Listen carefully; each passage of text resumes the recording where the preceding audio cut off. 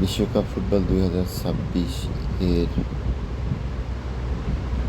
আজকের পর্তুগাল ও স্পেনের মধ্যকার রাউন্ড অফ 16-এর খেলায় এবারে বিশ্বকাপ থেকে আরও একটি শক্তিশালী দল বিদায় নিল।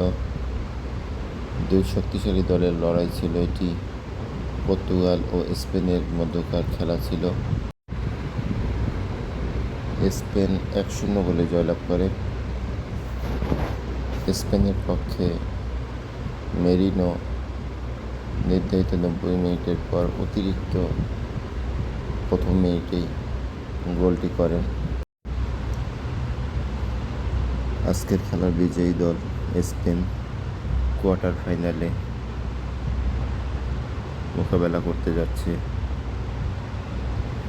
আজ সকাল 6টায় যুক্তরাষ্ট্র ও বেলজিয়ামের মধ্যকার রাউন্ড অফ 16-এর আরেকটি খেলার বিজয়ী দলের বিরুদ্ধে, অর্থাৎ কোয়ার্টার ফাইনালে স্পেন মোকাবেলা করতে যাচ্ছে আগামী 11ই জুলাই রাত 1টায় যুক্তরাষ্ট্র ও বেলজিয়ামের মধ্যকার বিজয়ী দলের বিরুদ্ধে।